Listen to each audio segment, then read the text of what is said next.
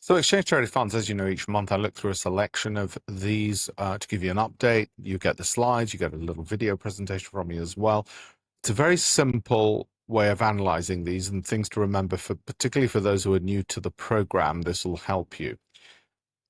If you look at exchange traded funds, the simple rule becomes that if the monthly MACD is falling, you probably want to be easing out of your position. Why? Well, just look at the pattern recognition and what tends to happen, but also look at how long these things play out. So there is a danger of boredom. If it starts rising, you can start building up that position.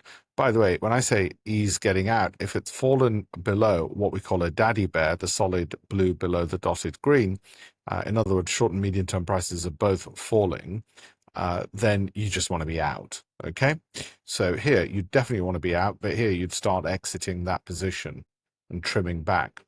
Right? You get some kind of premature notice here, but this can often be short-lived. If this is falling and this is rising, most times the MACD wins over the stochastic. The stochastic on the monthly is the same as a MACD on the weekly. This is MACD monthly because these bars are monthly. See, 1 month bars. But a stochastic on the monthly bars is the same as a MACD on the weekly bars, right? So it's a way of getting around it. You can use Yahoo, TrendSpider, TradingView, Google Finance. All of those will show you charts, right? So you can replicate the charts like mine. Monthly bars, monthly MACD, and then weekly MACD or monthly stochastic. Monthly bars, monthly MACD, weekly MACD, or monthly stochastic, right? So we are with this. So would I buy into this? No, because that's a very sharp falling monthly MACD. And when that happens, not something I'd be interested in. Those are the returns for it. Not phenomenal. So let's have a look at some of the others. This is just to give you a market overview and how things are. Now, notice how you might have been easing your positions out of this, only then to find you've got to buy back in later. That can happen. Can't see into the future. And you can see how this was prematurely exiting and then moved around. So let's say you got out at the bottom there and you ended up buying back there. Well, at least the advantage you had is you had the insurance premium that it wasn't going to do this as it's done in the past. Okay, so at least you were out of it for a short time. Now, the other thing we want to look at is then projecting forward. Can you at least in 12 months get, say, 40% if you project forward? That'd be ideal if you could. If you can't, then you've worked out what your problems are there. Also, look for duration and depth of falls. That tells you the risk. The bigger the depth, longer the duration, i.e. bigger this surface area, the bigger the danger. And history will repeat itself. Those are the monthly returns. Wouldn't it be great if you could put that into AI and say to it, look, tell me before any month is likely to be red if I should, or if the next month's going to be red or not. So let's say you go back to it and you say, tell me if the next month's going to be red or not. And it says, no, don't worry, you'll be fine. Then at the end of January of 2013, it says, yeah, next one, you want to be out. And then end of Feb says, stay out, mate. And then at the end of March, on March the 31st, it says, yeah, you can get in now. And then you get your 5.8, your 5.8. And then it says, now you want to be out. Now, imagine there's some kind of correlation or patterns. Maybe they're seasonal. Maybe they're based on correlations such as if there are 2 positive months, there's likely to be 3 falling months, for instance, especially if it's in the first 6 months of the year, et cetera, and all those permutations. Well, that's actually what some statistical quantitative hedge funds do. They look for those patterns without those patterns just being curve fitting to history. Okay, because I'm sure there'll be some correlation between reds and sunspots. All right. So that's where mathematics comes in of significance, having enough data, and a tiny bit of probability theory helps. We're not trading, so we've not done that, not even for fun. Sure, I could, but we haven't. Now, you notice here where it's month by month over those years. What a hedge fund would do is look at it by minute, by 5 minutes, by 1 hour, and see if there are correlations at different levels of patterns. In fact, if you want to read about how that was done by Renaissance Technologies, by a mathematician who then went on, used to work for the CIA, and then went on to build a multi-billion-dollar hedge fund, Jim Simons. Have a look. In the UK, our equivalent is Sir David Harding, who was a mathematician at Cambridge University and built Winton Capital and AHL for Man Group. So we've got some multi-billionaire hedge fund managers in the UK as well. You should know. What's the trick? The trick isn't the mathematics. It's the ability to raise money. If you're a PhD from Cambridge University, you're more likely to be given that money. And if you're in America, you're more likely to be given that money than if you're not a Cambridge University mathematical PhD, for instance. There's all sorts of other reasons men tend to be given the money more than women. Such is the data. Semiconductors, you can see it accelerating away. There it is. Now, if you're risk-loving, you might say, I'm getting in. If you're more risk-neutral, you might say, well, I'll dollar cost average in. I'll put a third in this month, a third the month after. Why? Well, because you're well aware that you can get these drops. What are these drops? Well, there's the depth. Go have a look. Do the maths. What, 3,700 down to under 2,000? You talk about a 50% drop. Semiconductors in ETFs, Alpesh, surely you can't have a 50% drop. It's an exchange-traded fund. The things you think you know are the things that are going to get you into trouble. So that's the depth, 50%. The duration, what is that? 2 years? So you got 2 years and a 50% depth. Whoa. Semiconductors, bit juicy. Okay, but then what about all these gains, Alpesh? Yes, you want the gains, but you're worried about the falls. Guess what? That's what the Sortino ratio or the Sharpe ratio measures, and your risk capacity has to determine whether you're going to get bored waiting. So how do you anticipate whether those sharp falls are going to happen? Well, the best way we found is if this is falling, the probability increases, but doesn't guarantee falls. Okay? Probability increased, didn't guarantee it. Right?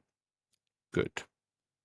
There you go. Wouldn't it be great if you could, through the force of your personality, just make it go up and up? Sorry, we can't do that. And that's what the monthlies look like. Can you take 14.5% loss in a month? You didn't see that in 2022, did you? Because that was covered and camouflaged by the 13% rise, the 15% rise. So 2022 didn't look that bad. But you are going to be vomiting your guts if all that you own is this and your pension drops 14.5% in 1 month. Imagine you put all your money in this and nothing else. Well, now you've got the numbers, you've got the transparency. What does that tell you? Well, that tells you why you might not want to take even single security ETF risk. And it tells you exactly how much risk you're taking because now it's drawn it down monthly. Imagine I give you the daily version of this. Well, you might say the daily doesn't affect me because I'm not going to look at it every single day, Alpesh. That's true. Lixor, semiconductors are very similar, same thing. There you go. IVZ Communications. Now that's falling off a cliff. Do you see why we say once this starts falling, you might want to be getting out? And here you want to definitely get out on the daddy bear because look what happened. That's a 10% drop straight right there. Okay. And if you don't think exchange traded funds can be volatile, that's 7,000 to 4,000. That's a 45% drop, 43.75% drop right there. It's huge. It's crazy. That's an exchange traded fund. But Alpesh, I want these gains. I know you do. That's why you don't have all your money in one single exchange traded fund. Equally, if they're dropping, you know that's what's going to happen. Now, do you trade it or do you just hold for the long term? If you hold for the long term, don't keep looking at it every day. If you're going to trade it, you better start looking every single day. And there's the heat map of the return. Sorry. Got it? Pause. China. What's happening with China? Not good.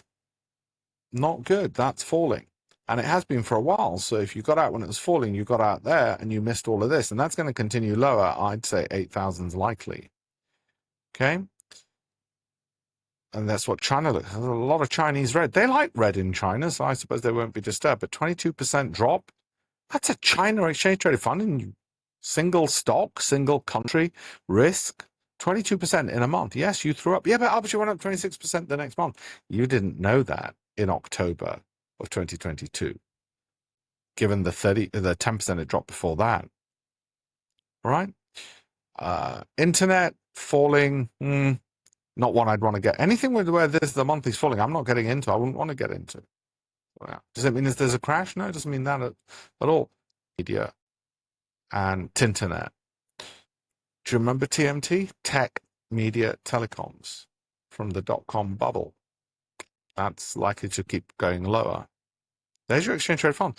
Can they be dangerous, Alpesh? Drawdown depth and duration to recovery. That's 2 years, and you drop from 2250 to 1250. 50%. Wiped out. Anything with tech, expect 50%. Those are the monthlies. Got it? Not interested. So what is rising? Well, USA momentum as a factor is, at the moment, if you're risk loving, you get in. If you're risk averse, you wouldn't, because that's overbought and rising. It's a bit more like that or like this, so you'd say no. And if you're in between, you dollar cost average in, toe dip, like the girl wearing the itsy bitsy teeny weeny polka dot bikini, just a little bit step at a time. That's what that looked like. Information technology, yeah, same as before. They're only doing one of two things. Nope, because that's falling. Not interested. Thank you very much.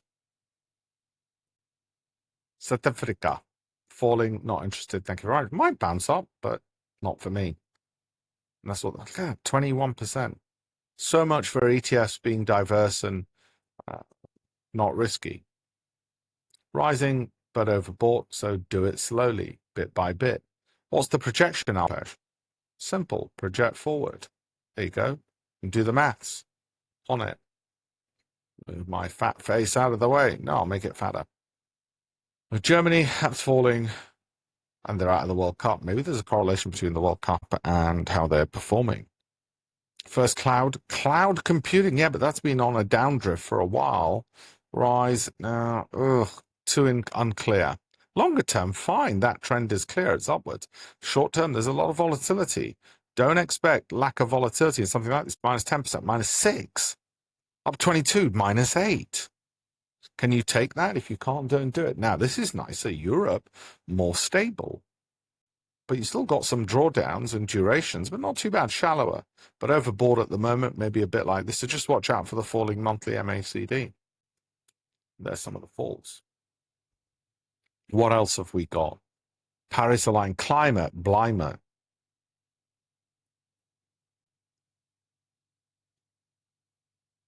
More straightforward, overbought, risk averse, stays out, risk loving, gets in, risk neutral, dollar cost averages in. Cybersecurity, sudden turnaround, was falling. I wouldn't have got in. Then it shot up, would have ended up going there, and then it dropped. And it looks like it's still rising in the right direction. The overall trend, longer term, is upwards. Steep falls.